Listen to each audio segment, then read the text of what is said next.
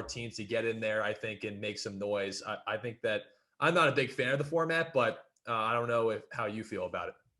Well, the benefit of of this format is that there's going to be some pretty intense series. The first two rounds, as you note, are within the division. And so those will be those rivalries have been heating up all season, of course, because in this particular season it was a 56 game regular season, and also there was no play outside the division. So there's some pretty interesting rivalries building within the division. I think it'll make it a lot of fun for those first two series. Now the downside is, look, clearly the North division, which is to say the Canadian teams, the 7 Canadian teams, that's a weak division. And so Toronto will make it out of that division. It'll be very interesting to see how Toronto does once they get out of the division, because as you note, once the team gets out of the division, you've got the 4 remaining teams at that point, and they are reseeded based on regular season schedule. But Toronto is going to have, I believe, perhaps a rude awakening. Candidly, they've had a pretty soft schedule because all they've played are, of course, the Canadian teams. And would they have acquired Foligno, Nash, and Galchenyuk here at the trade deadline? I actually like all of those deals for the Leafs. They have not bolstered their D. And they're not a very physical team. It'll be very interesting to see. So I think there's good and there's bad about the unique playoff format for this year, Mike. Let's shift over to the Islanders. And look, the things I've definitely gathered from looking at the different stuff through statistics on the Islanders so far is their defense is fantastic, right? They have a very high point differential. They're second in saving percentage. And they have players like Matt Martin, Noah Dobson, Oliver Wahlstrom. They got Kyle Palmieri, as you said, and Travis Zajic. So talk a little bit about, let's talk about the drivers of the Islanders' success, right? Is it primarily just their defense that you think is the reason why they've been so good, or do you attribute it to other things as well? Well, it's interesting because the year after the Islanders lost John Tavares, who at the time was one of the best forwards of the league, the year after that, and bear in mind they got nothing in return because Tavares signed as a free agent with Toronto. The Islanders didn't trade him.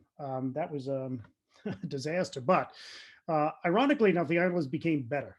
And I have to say, a lot of it is attributable to the new coach in Barry Trotz. His defensive system really changed the way they play the game. And they have some fast strike offense on that first line, but for the most part, the Islanders are a shutdown defense team, and they have not a lot of change in the roster since other than losing Tavares in the last 3 years, and yet they've dramatically improved. So, as I said earlier, I think that the best defensive team in the league, Pulock, Dobson, Leddy, are folks who bring some offensive upside from the blue line.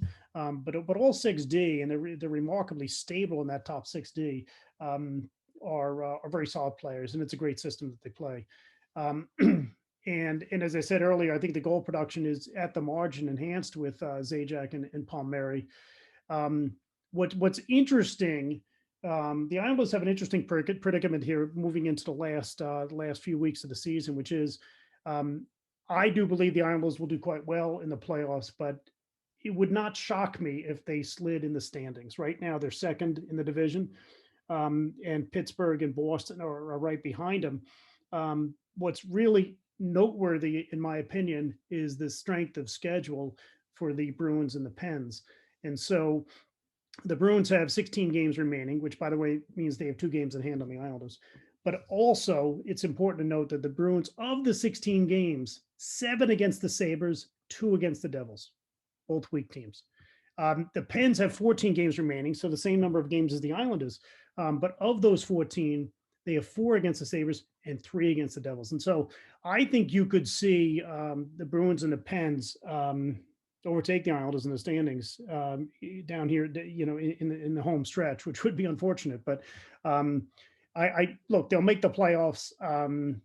I don't see those top 4 teams in the East, which is to say the Caps, the Islanders, the Pens, and the Bruins. I don't see any shift in terms of I don't think any one of those drop out. The Rangers are too far behind, in my opinion, at this point. So I think those are the four teams in that Eastern Division that make the playoffs. But I believe you could see some movement. I think the Bruins and the Pens are going to be dangerous here in the last 14 to 16 games of the season, as it were. So it'll be an interesting race to the finish. So you did touch on this earlier when we talked about the trade deadline, but give me kind of a review of how you think the Islanders did. Because look, the Islanders obviously are with those four teams, right? That's a difficult stretch in terms of how they're playing toward the end of the season. The strength of schedule is definitely tougher for them as compared, as you said, for the Bruins and the Penguins. Talk about how you felt about the trade deadline. Did they address any of the needs that you think could plague them as the season goes on? In part. Picking up Palmieri and Zajac, I think that adds scoring at the margin. Maybe I'm wrong about Palmieri. He could be a 30-goal scorer, but I don't think they just picked up Mike Bossy. I like Palmieri. It's a good trade. As I say, he's a Long Island kid. He's fast. He can skate with Barzell, and not many people can. But the Islanders, frankly, still need more offensive firepower. And when it comes time to play against the Lightning, who ousted them a year ago, or the Avalanche, I think you're going to see that deficit in goal production is going to hurt the Islanders. We were daydreaming as Islanders fans, of course, about acquiring Taylor Hall. That did not happen. The Bruins acquired Taylor Hall. Look, Hall was an MVP of the league 3 years ago with the Devils. He's clearly a skilled young man. He's not played well in the last few years. And so the Bruins took a shot at him. Frankly, many Islanders fans were hoping the Islanders would take a shot at Hall. They did not. We mentioned earlier that Jeff Carter, he can still play. The Pens picked him up.